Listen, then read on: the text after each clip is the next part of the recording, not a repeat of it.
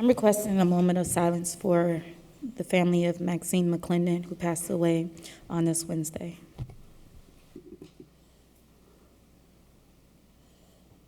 Thank you.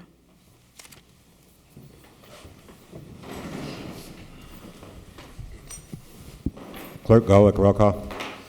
Alexander. Present. Spatelli. Here. Vanez. Here. Kalwinski. Torres. Here. Tyler. Here. Emerson. Here. Rakels. Here. Warple. Here, let the record show 9 present, 0 absent. All 9 are in chambers. Mayor? Hi, everybody. Nice to see you again. This is my report for September 26th. As you all know, it's budget season, and we're hard at work submitting our budget, preparing our budget to submit to you, and there's a lot of moving parts this year, but I just wanted to give a little report, sort of a fiscal update on where we stand right now and the challenges we have facing us. Gaming revenues getting squeezed, although they're really not horrible, but we're certainly not the largest boat in the state of Indiana anymore. We're not even the largest in Northwest Indiana anymore. Hard Rock took that from us. And because of the business we lost at Hard Rock, to Hard Rock, actually Horseshoe Indianapolis is sneaking up on us. We're really second/third. And then everybody else falls off a lot after that. But so Hard Rock, as anticipated, did a real good job in its new location. A lot of their new business is coming from Hammond. So anyway, gaming revenues are getting squeezed. I think that just shows how important water revenue is to the city of Hammond. So I think that's something in the long term we should focus on in the city. Gaming revenues aren't going to get any better either. Besides, you know, the economy/recession we're about to head into. Illinois has already approved 2 locations, one in Chicago, unlike the River North area, and the other is going to be on Halstead, which is in Homewood, which is Halstead and 294. That one's going to be real close to Hard Rock. I imagine it'll cut into Hard Rock's profits. It's right off the highway also, but it's pretty close to Hammond also. And then Chicago, which is where we get a large percentage of our gamblers, is going to have another option right downtown, and it's going to be massive. So that's just the facts about gaming revenue. So wanted to brighten your day a little bit with that. I wanted to talk a little bit about raises right now. Usually when we turn in a budget to you, everybody's got the same raise. That's the goal I've shot for every year I've been your mayor, and this year's going to be different, so I wanted to talk to you about it. Obviously, you'll see the budget when it gets to you. Megan, what's the deadline for that? What's that date that you anticipate the budget being ready to submit? Is it the end of this week? Or? That's my goal, the end of this week or early next week. That's great. Thank you. You heard Megan. For the record, by the end of this week or early next week, we should have our submission to you, the budget. In that budget, we've put, obviously, inflation over the last year has been close to 8%. That's no secret. So we have employees in different categories, and it's very strange because I don't think it's real possible to give the same pay raise to everybody this year, so let me explain. I think, you know, a lot of cities right now are putting their employees in for larger than 2% pay raises. I've heard some cities like Crown Point are putting employees in for 5% pay raises. I thought to put them in at 3% for civil city employees, not covered by union contracts. That's what we put in for. Obviously, the council has, you know, their wishes and desire. You may not agree with that philosophy that I've taken, but I put in civil city employees with the 3% pay raise. Teamsters have a union contract. We negotiated years ago. We're in year 2 of the contract, negotiating year 3. I mean, we're coming up on year 3 of the contract. They signed up for 2-2-2-2, so they're getting 2% pay raises. If you remember, the fire department had, in the police department, when they negotiated with us last time, they foregoed? They passed up pay raises because they wanted pension changes. We ended up agreeing to, in exchange for the pension changes we made to fire and police, we agreed to 0011 for the 4 years. So the Hammond Fire Department is in for a 1% pay raise as per union contract this year, which is different than the 3%, different than the 2%. Police Department was in the same situation where they got pension changes. Police and fire, we always try to keep the same as well. Police were due to get a 1% pay raise this year. However, as you all know, we met in executive session to talk about contract negotiations. And we talked about the FOP contract, and the police are trying to remedy a problem that I wanted to detail for the public. I was driving down Indianapolis Boulevard today. I saw a Highland Police Department billboard advertising, we need police officers in Highland. And I'm looking on my chart here. I know that Highland pays right around the same as the city of Hammond pays for a starting police officer right now. But if you see this chart I'm looking at, and I know you can't see it right now, we did research on all the police departments in Northwest Indiana, and Hammond has fallen behind, unfortunately, in starting pay for police officers. And the only reason I'm mentioning this, as you're all aware, but I realize the public's watching this as well, is we're losing young officers. And for the first time, I've been mayor close to 20 years, that we've never had a long list of applicants that wanted to be Hammond police officers. Now, this is not a fire department problem. I've always treated these two departments very, very equally, down to the penny. This is not a problem in fire. In fact, in fire, we just got 3 applicants from another fire department in Northwest Indiana. Feel bad, but we got 3 new firefighters coming over here. This is a police problem. Young officers, young people aren't wanting to become police officers, and it's harder to bring in police officers and maintain our staffing levels. And we're about to have a large turnover in the police department within the next year or 2, and we need to get ready with new, younger police officers so we can absorb that turnover. Well, it's hard when we're not competing well with starting salaries. So I met with the council and we discussed this problem that we're having. A proposal was given to us by the FOP and we turned it down. I think after discussion with the council, I felt that the will wasn't there on the proposal that the FOP gave us. However, I took the liberty of submitting a counteroffer to the FOP that's more moderate than the proposal that was given to us. And obviously the council still has the will to go down to 1%, all right?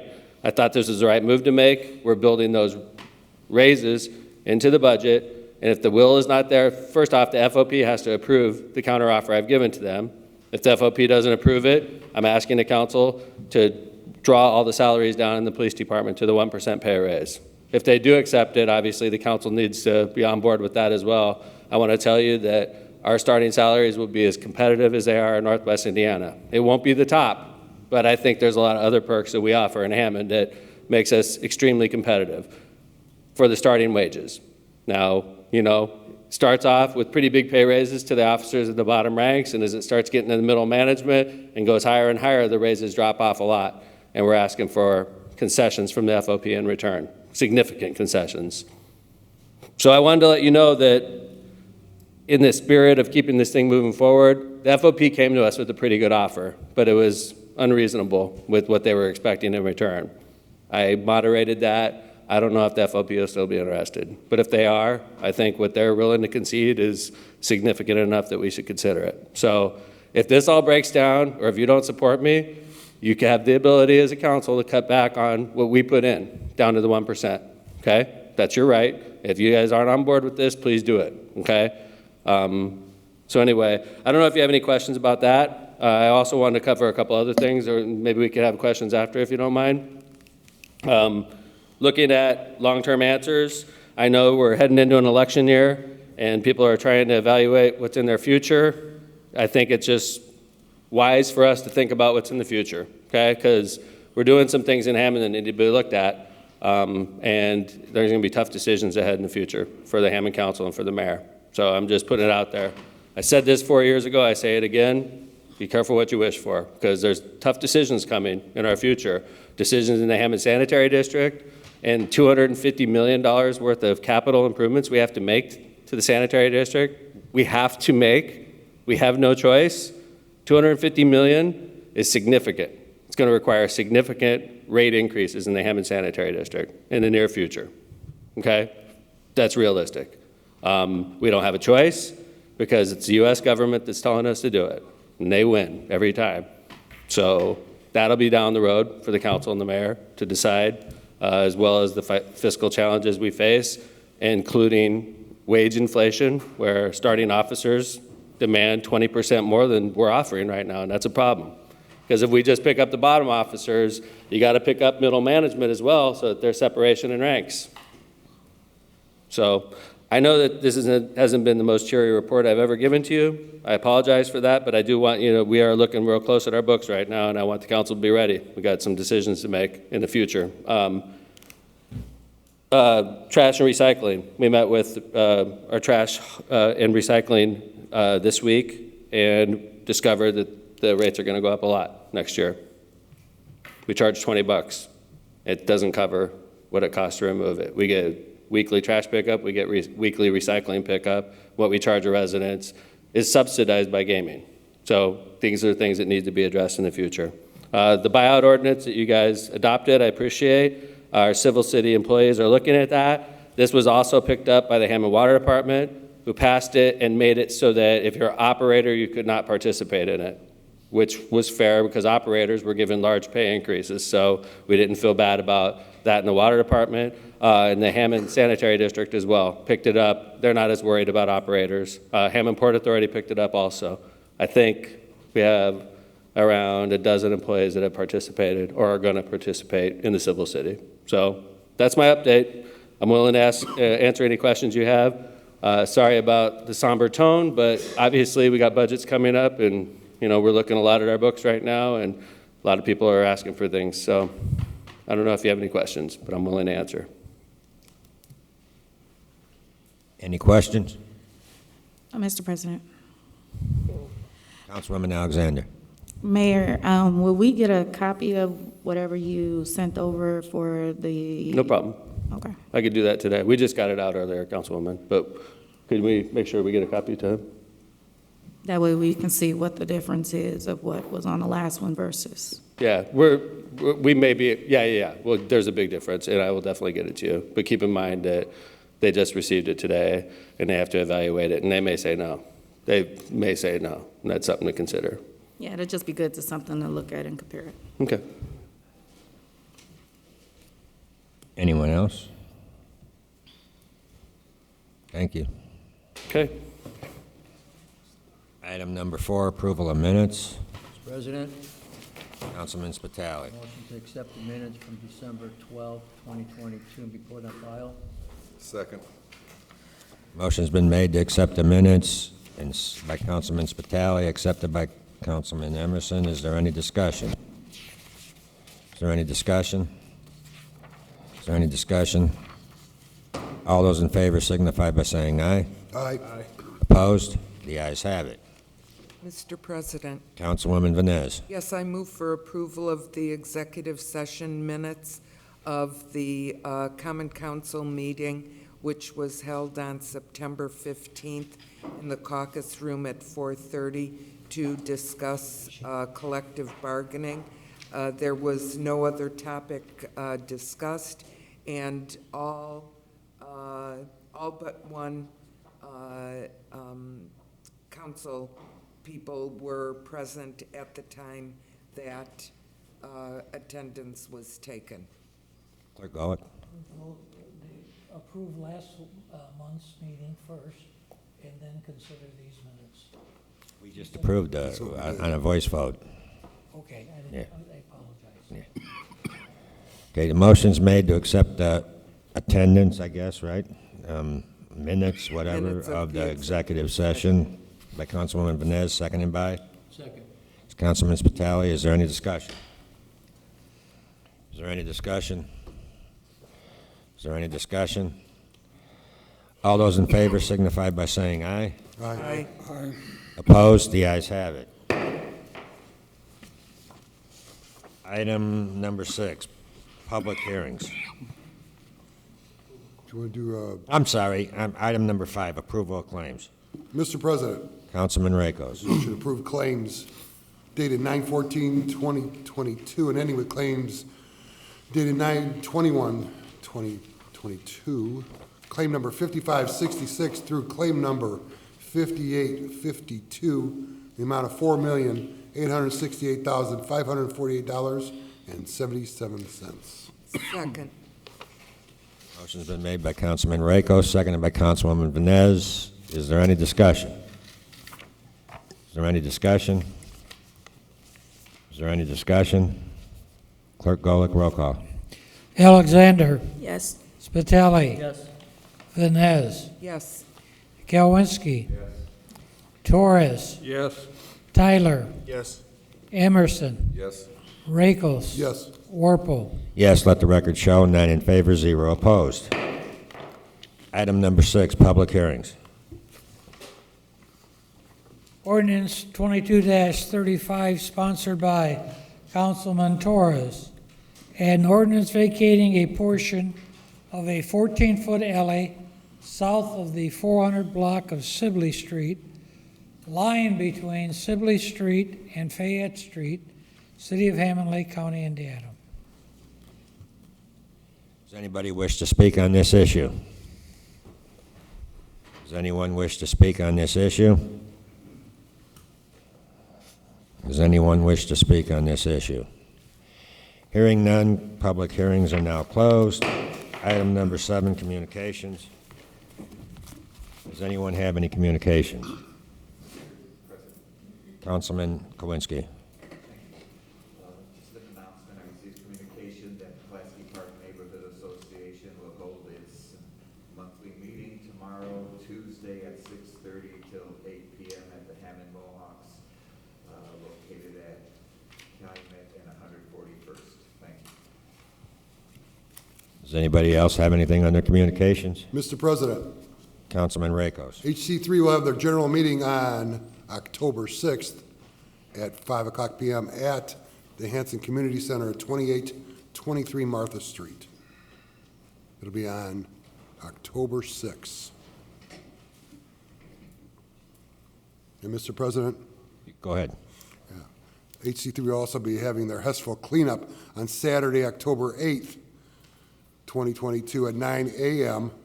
the Hanson Branch Library. They'll meet there. Notices went out to all the school, parents and kids, and we're looking for another good turnout. But it'll be October 8th, Saturday at 9 a.m. Thank you. Anybody else have anything on the communications? Mr. President, Councilman Tyler.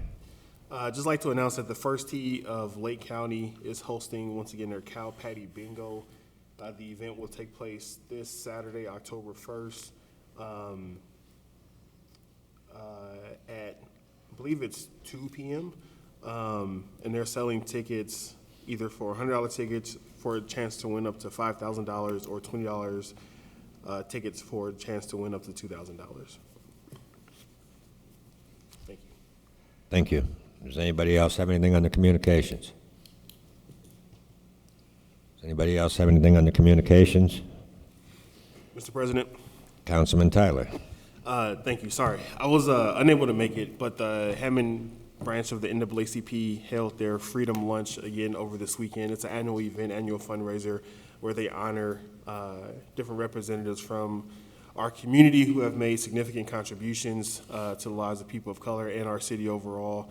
Just want to congratulate Ms. Frank, who was a middle school teacher of mine, for the award that she received, as well as Reverend Shirley Gillespie on her award as well, and everybody else who receives an award.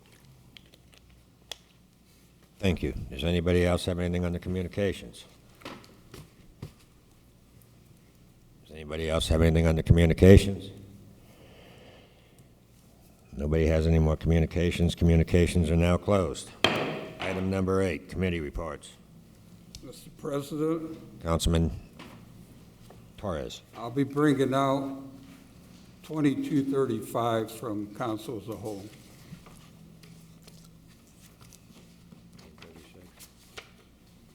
36.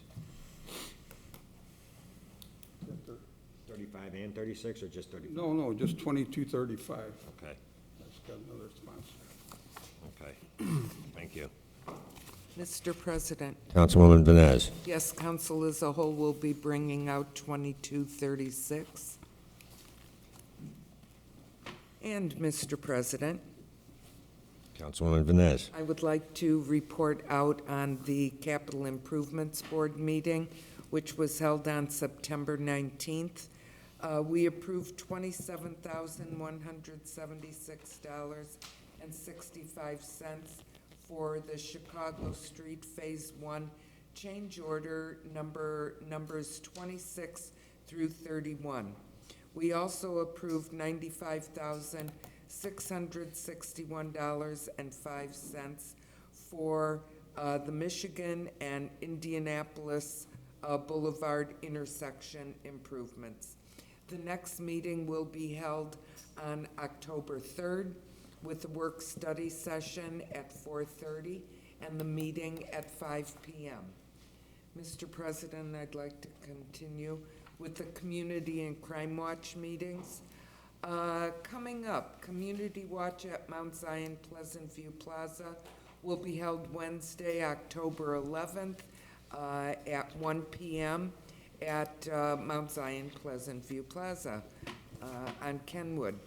East Hammond Pullman Crime Watch will be held on Tuesday, October 18th, 6 p.m. at the Ophelia Steen Center.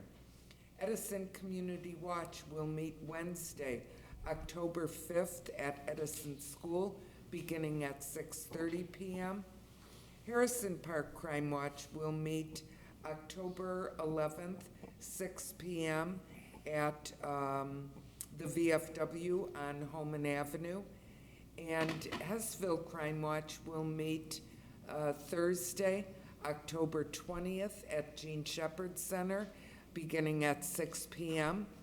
Irving Community Watch will meet Friday, October 7th, 9:15 a.m. at Irving School. That is a bilingual program. South Holman Avenue Neighborhood Watch will meet on Thursday, October 13th, 6:30 p.m. at Trinity Lutheran Church on 173rd and Holman. And the Whiting Robertsdale Crime Watch will meet at Calumet College on Thursday, October 13th, beginning at 6:30 p.m. Once again, I urge everyone to attend a community or crime watch meeting in your neighborhood so you can find out what's going on in your neighborhood and learn of preventative measures for both you and your family and your property. Because community is not just about me, it's about us. Thank you very much, Mr. President. Thank you. Does anybody else have anything on the committee reports? Does anybody else have anything on the committee reports? Hearing nobody on the committee reports are now closed.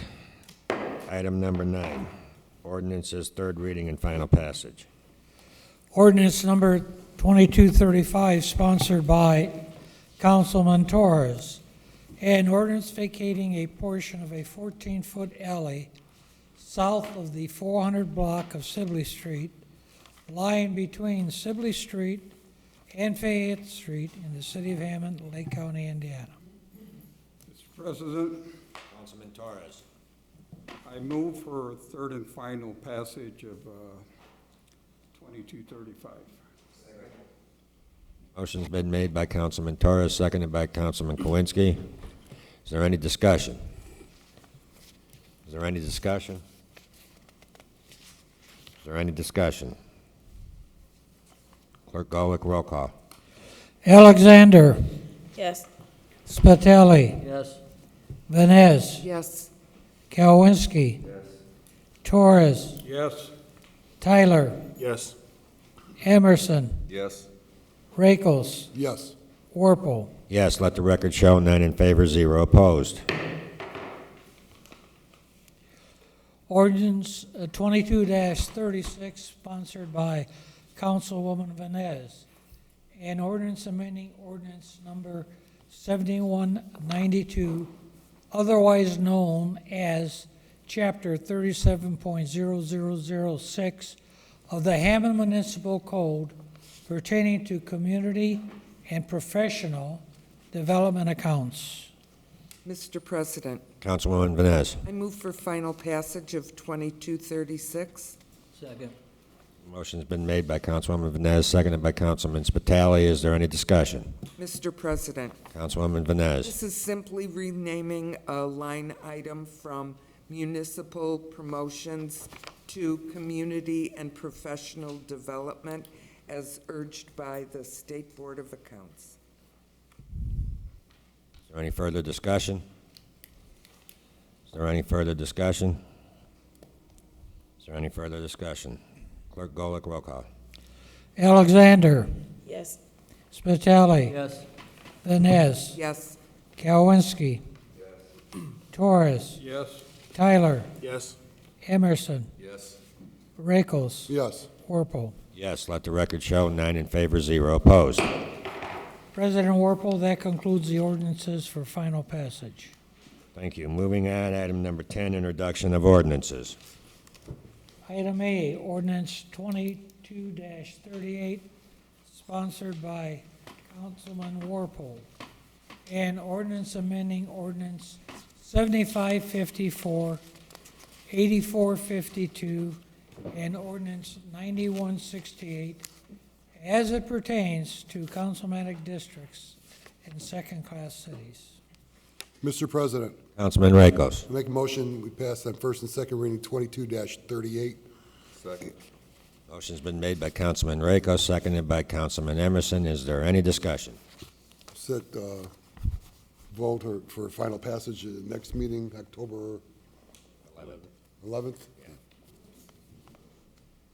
Is there any further discussion? Is there any further discussion?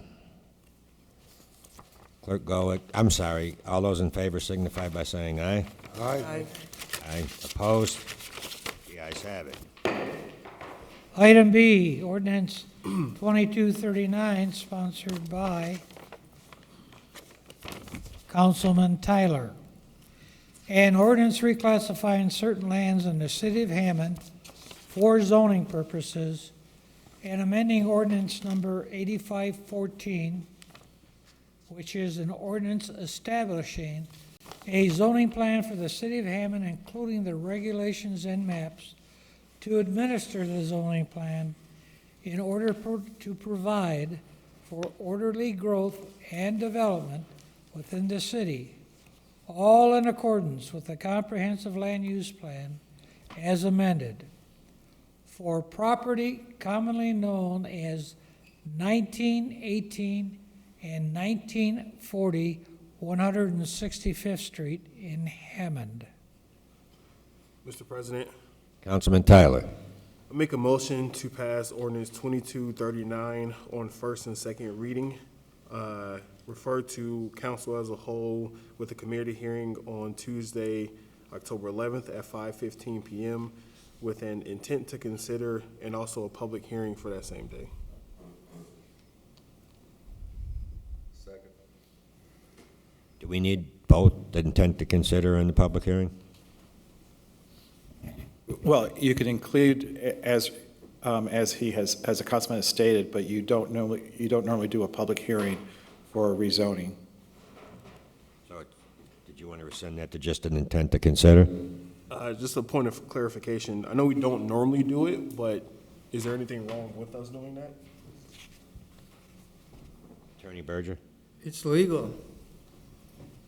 Okay, if that's your pleasure. Just You want the intent to consider and the public hearing? Correct. Is there a second? Second. Motion's been made by Councilman Tyler, seconded by Councilwoman Vines. Is there any discussion? Mr. President, Councilman Tyler. this ordinance is just updating the zoning for purposes connected to the Crossroads YMCA new building that would be located on the corner of 165th and Indianapolis Boulevard. And this pertains to the strip mall that is currently already located there and changes to the zoning connected to that strip mall. Is there any further discussion?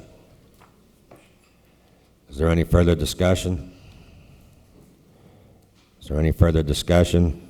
All those in favor signify by saying aye. Aye. Opposed? The ayes have it.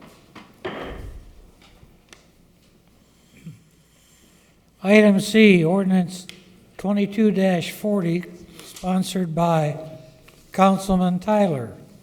an ordinance reclassifying certain lands in the city of Hammond for zoning purposes and amending ordinance number 8514, and ordinance establishing a zoning plan for the city of Hammond, including the regulations and maps to administer the zoning plan in order to provide for orderly growth and development within the city, all in accordance with a comprehensive land use plan as provided for a property commonly known as 6539 Indianapolis Boulevard. Mr. President, Councilman Tyler. I make a motion to pass ordinance 22-40 on first and second reading and refer to council as a whole with a committee hearing on Tuesday, October 11th at 5:15 p.m., also with an intent to consider in a public hearing on that same date. Second. Motion's been made by Councilman Tyler, seconded by Councilman Emerson. Is that correct? Is there any discussion? Mr. President, Councilman Tyler. this ordinance is also a change and update for zoning. This one is connected to the Hutamaki expansion, and it pertains to the old Pizza Hut building that will now be a part of that new expansion. I noticed we have two representatives from Hutamaki here. If you have any questions or wish to speak. I explained to the young lady that she'd probably explain it again next meeting, so she, at the committee hearing as well as the second meeting. Do you want her to speak now? She can speak now. The big boss is here too, Mr. Plastic. He used to beat me up when we were kids.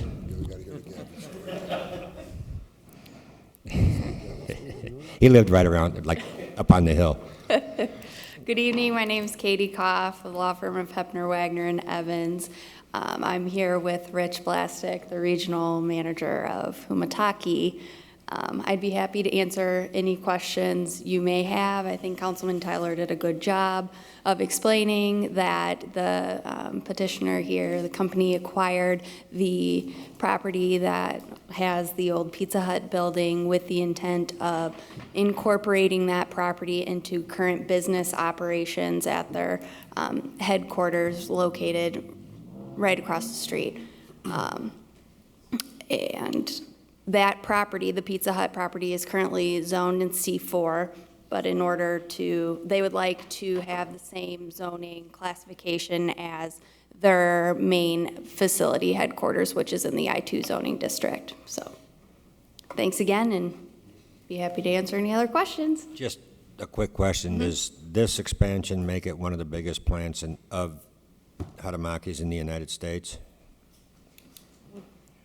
I just wanted him to get up and hear him talk. Yeah.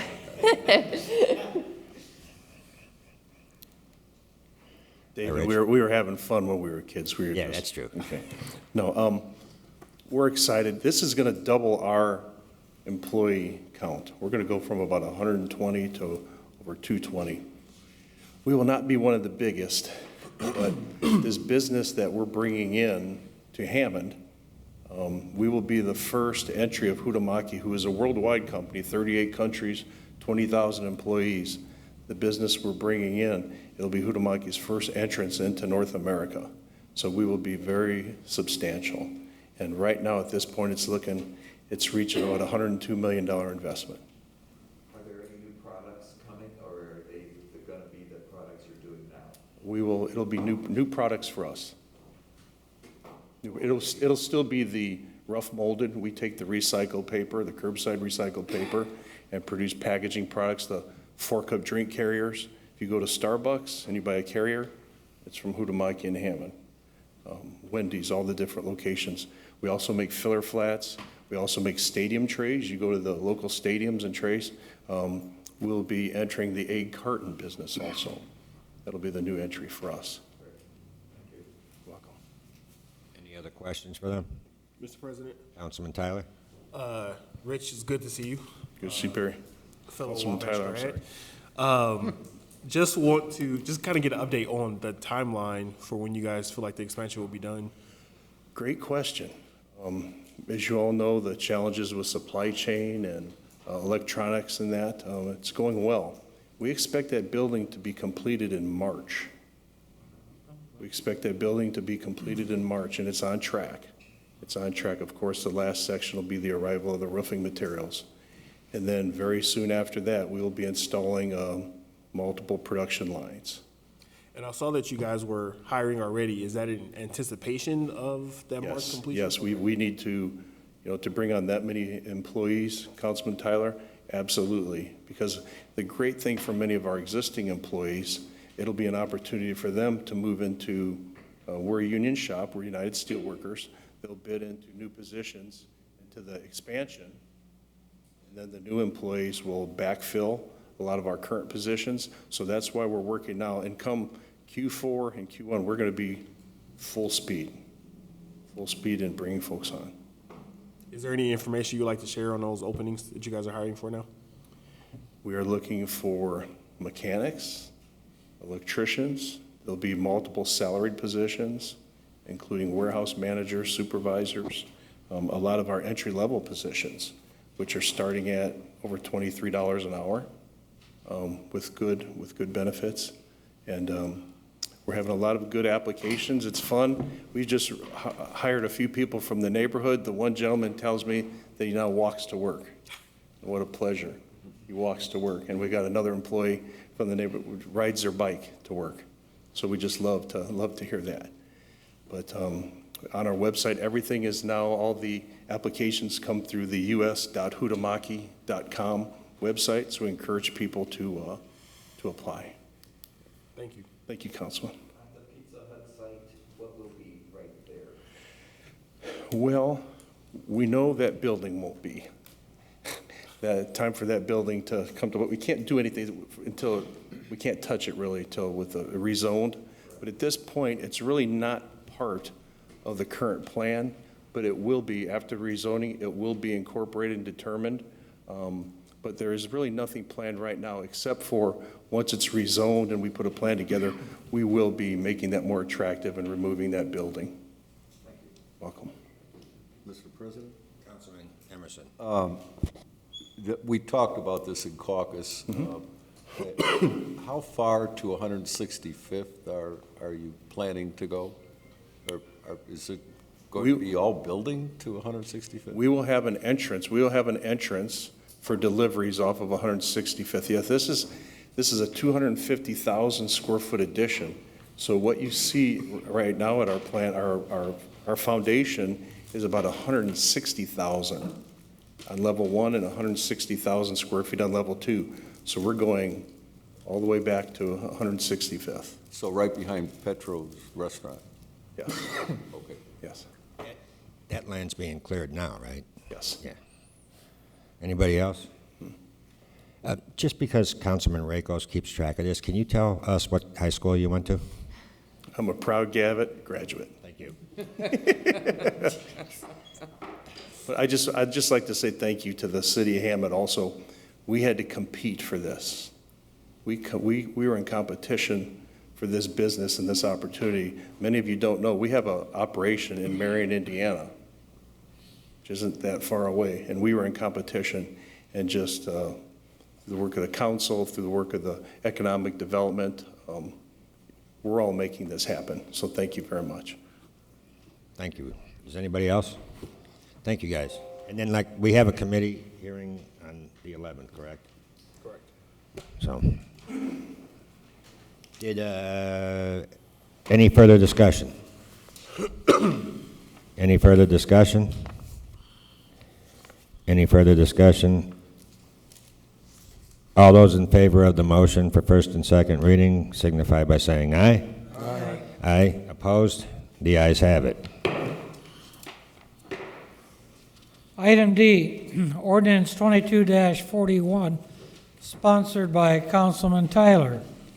An ordinance amending ordinance number 9378, which is an amendment to ordinance number 8514 to amend the Hammond Sportsplex Planned Unit Development District ordinance as a supplement to the zoning ordinance for property at 6600 Indianapolis Boulevard and 1918 through 1940, 165th Street. Mr. President, Councilman Tyler. make a motion to pass ordinance 22-41 on first and second reading, refer to council as a whole with a committee hearing on Tuesday, October 11th at 5:15 p.m., also including an intent to consider and a public hearing on that date as well.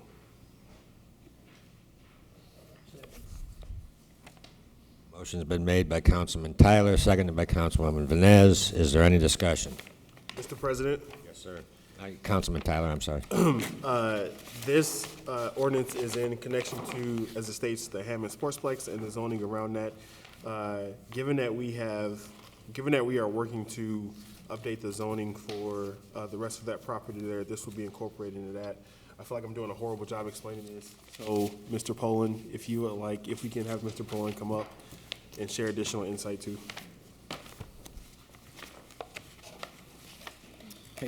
This is just a text amendment ordinance to the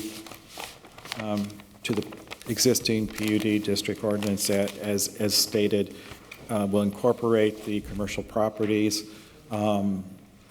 discuss the proposed YMC development on the former Carson's part of the property, and allow for an expansion of the Sportsplex building.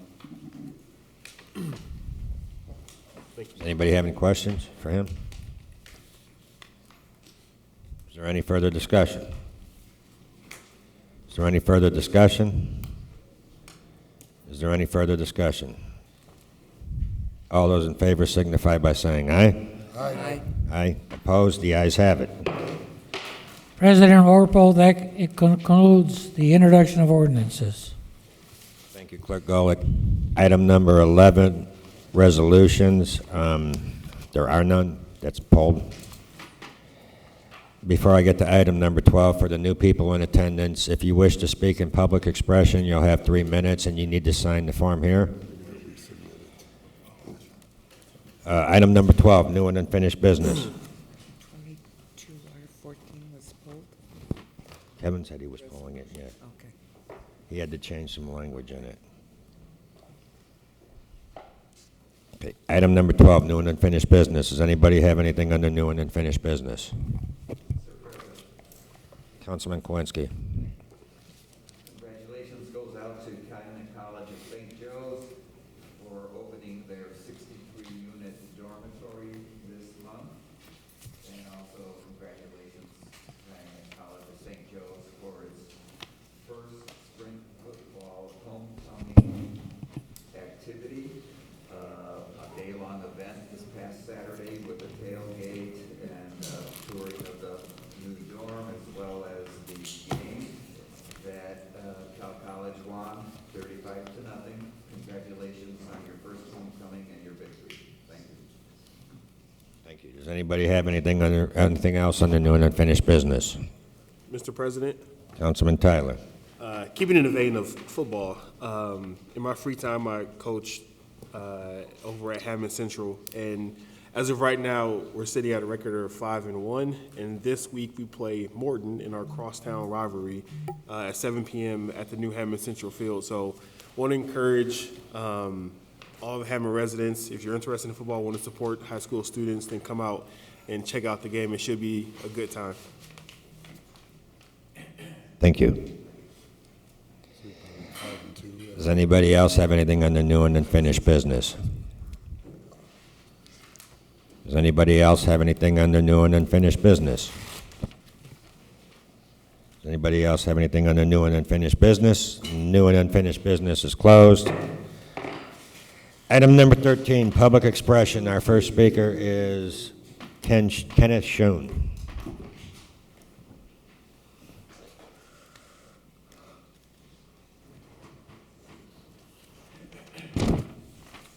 Mr. President, members of the council, I'm Ken Schoen.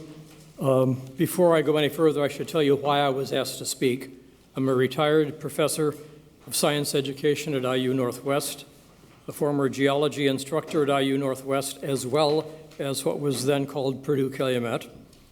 the author of a book entitled Calumet Beginnings, which was brought here at your last meeting. And now it's in its 7th printing. And that book can be called a history book about the early Calumet area that starts with the Ice Age. Many of you know that Lake Michigan was formed by glaciers and that it used to be much larger than it is now. When first formed, the lake extended as far south as what is now US 30. You can see evidence of that original shoreline at the intersection of US 30 and Indianapolis Boulevard. Teeble's Restaurant is on the beach.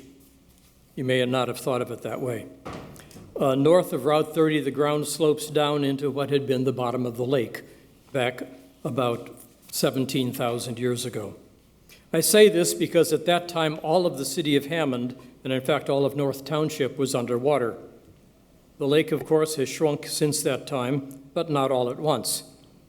What is important is that the lake formed 2 major, newer, but still ancient shorelines, one about 12,000 years ago along what is now Ridge Road, the other about 4,500 years ago that extends through the middle of Hessville and the Woodmar sections of this city. The beach was then about where 169th Street is today. The shore was a little closer to the north at the west end near the state line, approximately 165th Street and certainly 169th. And then when you get close to the other end of the city, it's south of 169th Street. In fact, one way to find the old shorelines in this city is to look for cemeteries. The cemeteries from Oak Hill, north of 165th at Homan Avenue, and Concordia, which is south of 165th at Calumet, and then the Lake County Cemetery, the Hess Cemetery, south of 169th Street, east of Kennedy Avenue. The ancient shoreline that passes through Hammond is called the Tolliston shoreline because when it was first studied and then named, it was most obvious in the town of Tolliston, since annexed by the city of Gary. South of these ancient shorelines, the wind blew sometimes hot and dry beach sand into sand dunes in the same way that our winter winds can blow cold and dry snow into drifts. The Tolliston shoreline was slightly diagonal and so doesn't follow 169th Street exactly. But nevertheless, as you drive down 169th Street through, from the Purdue campus all the way to Klein Avenue, all the north-south streets that intersect with 169th go down to the north, down into what had been Lake Michigan. North of the Tolliston shoreline used to be a whole series of ridges, up to 150 of them, between about 169th all the way up to the current lake. That landscape is very rare worldwide. It's referred to as ridge and swale topography and often misnamed dune and swale topography. I don't like the term dune and swale because dunes were made by the wind and these features were made by water. One of the best examples of that is Gibson Woods, right here in Hammond, north of 165th Street. 6 blocks away. In the early days of the development of the city of Hammond, Gary, Whiting, East Chicago, the southeast part of Chicago, this kind of landscape is completely unsuitable for city development. It's like trying to draw a picture on corrugated cardboard. And so what was done in the early days was to slice off the tops of these sand ridges, fill in the low areas, the swales between, and create flat land. I grew up in the city of Gary, lived there for my first 21 years, and I thought Gary was flat naturally. I didn't realize it was made flat when the city was developed. Shun, we have a 3-minute time limit, and I gave you 4 minutes, so can you wrap it up real fast, quick? I can wrap it up rather quickly. Hessville was built south of the Gibson Woods area and contains a number of, south of 169th Street, some actual sand dunes. These woods are not the same as Gibson Woods, and it's a miracle that they're still there. Gibson Woods is low, It's about 590 feet above sea level, and the Briar East Woods that were talked about at your last meeting are much higher. It's 603 to 605 feet. Some of the hills are 30 feet higher than Gibson Woods. So finally, Emily Stork from the Indiana Department of Natural Resources went through the area, and she noted because there was concern that maybe the hilliness in that area was made by excavated sand being dumped there when the Briar East apartments, now the Kennedy Crossing apartments, were built. But she confirmed that the trees are probably up to 150 years old, and they were there long before Hessville was developed. And it basically precludes the idea of sand being dumped there. I hate to cut you off, but I mean, I've gone over the limit, so thank you. Okay. Mr. Rosick?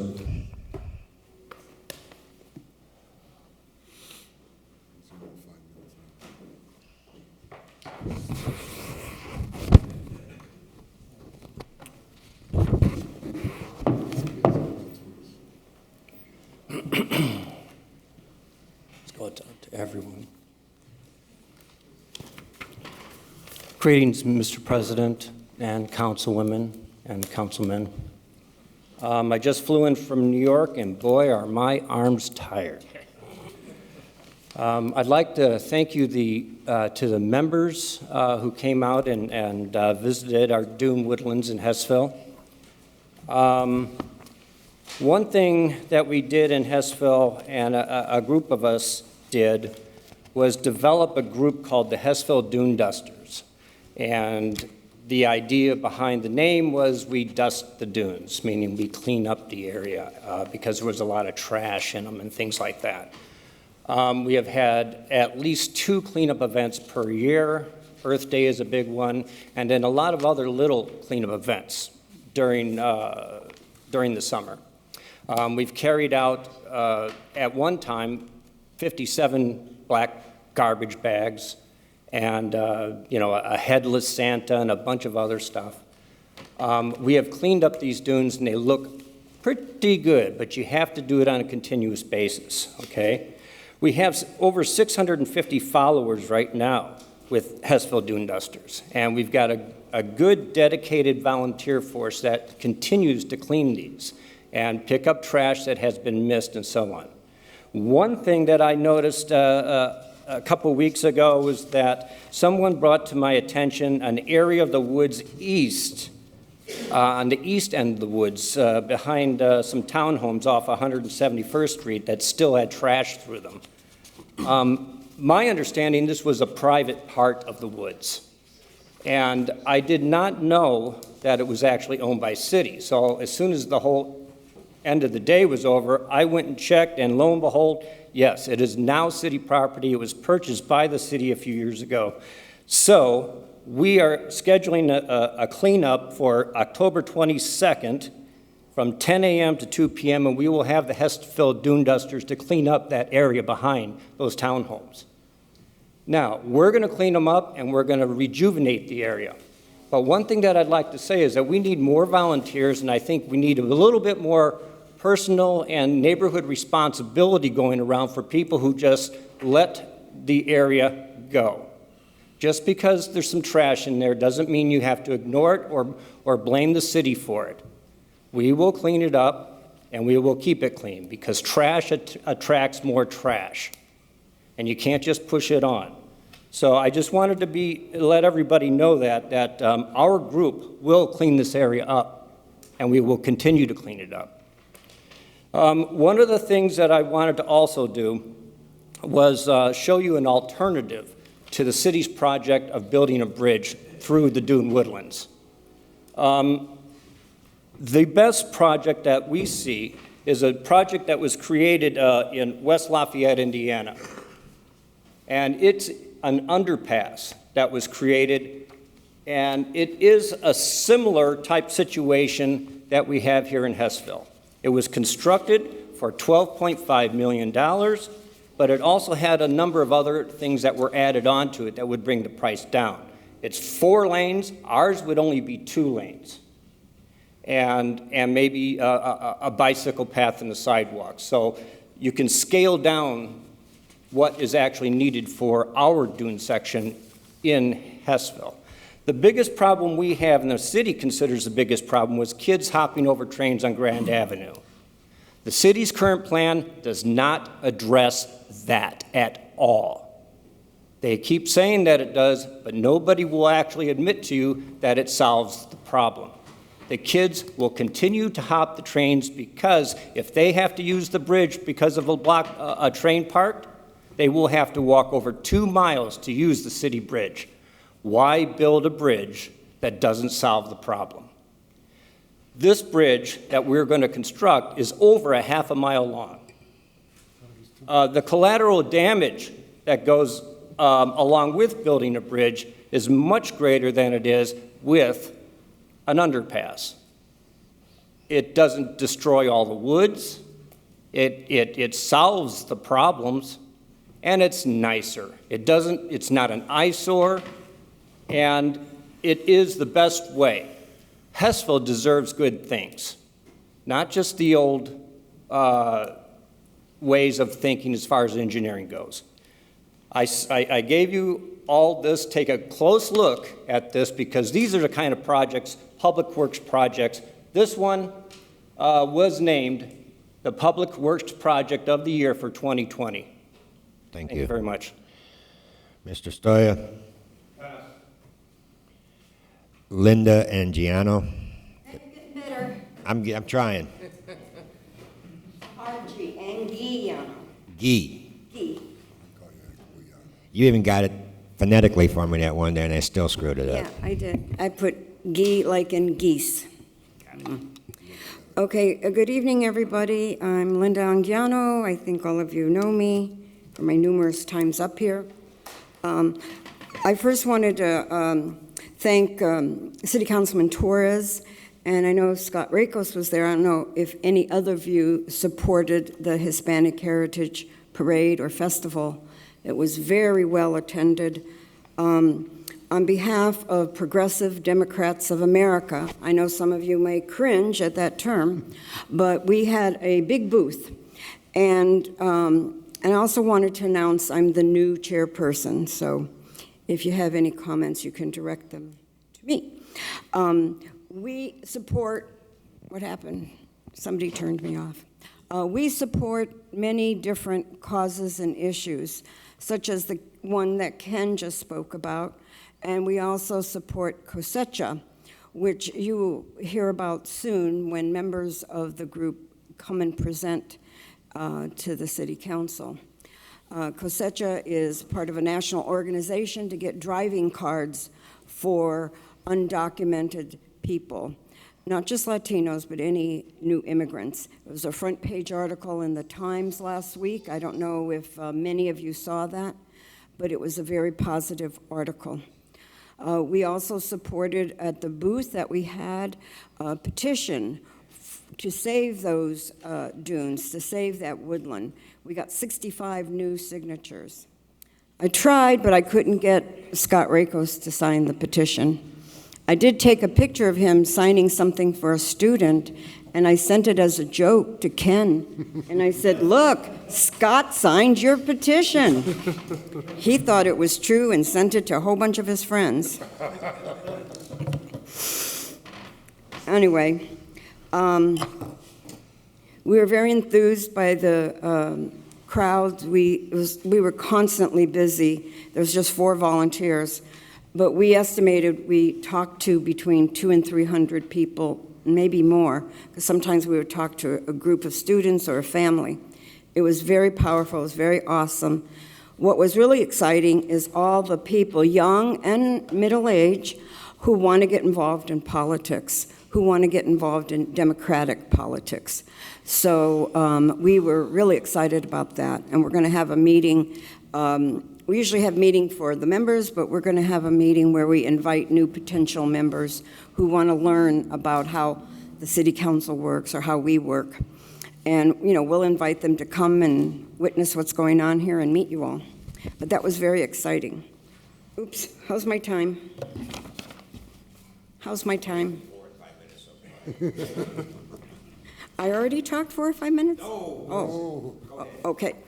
I really appreciated what Professor Schoon said, and he didn't get to finish his talk. So he only had 2 paragraphs to go, so I'm going to read them. You know, it's the wrap-up, it's the Big Bang.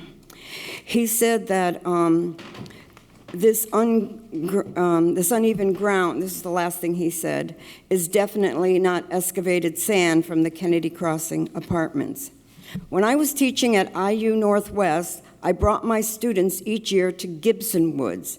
If I had known about Briar East Woods back then, I would have taken my students there so they could see and experience the difference between the landscape and the ridge and swale landscape at Gibson Woods. However, even though I lived in Hessville, those woods behind the apartments complex were unknown to me. They are historically and geologically valuable. Those are the ends of his comments.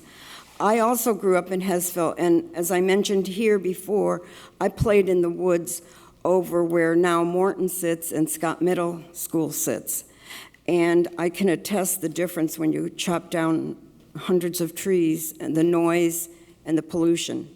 And I was unaware of these dunes that are part of Tolston. And I would encourage all of the city council members to be open to changing what the original design was with the underpass. And I think that if you look at what happened in Munster over there near Calumet and 45th, that's a beautiful underpass. And, you know, we were inconvenienced with the construction, but heck, we're going to be really inconvenienced with the construction of a 1.5-mile, 2-mile bridge. So I would just like to ask the city council to please keep their minds open. I asked the Department of Transportation, when were they having a hearing on this? And they kept saying, oh, we think in April. Oh, no, it's going to be in June. Oh, we'll let you know. And when I was talking to Mr. Rakos on Sunday, yesterday at the festival, he said that there were numerous public hearings, but we never heard about it, we never attended, and we would have liked to if we had known. So with that, I'm going to thank any of you, all of you who participated in the festival. Me being of Mexican descent, I was very proud to be a part of that. Even though I'm 1/4 Polish, I haven't yet made it to the pierogi festival, but one day you might see me with curlers in my hair eating pierogies. Thank you. You're welcome. I was just smiling when you were talking about back in the 60s and 70s, because, Rich, you know this, we weren't allowed in the house till the street lights came on, isn't it? Oh, I forgot one important thing. We could name the walkway for the underbridge the Warple Walk. You don't want to do that. You don't want to do that. The Rakos Trot. There you go, the Rakos Trot. The tourist stampede. I like that Rakos idea, Rakos Way. Thank you. I'll entertain a motion to adjourn. Make a motion to adjourn. Second. Motion's been made and seconded. All those in favor signify by saying aye. Aye. Thank you, everybody. Have a nice week.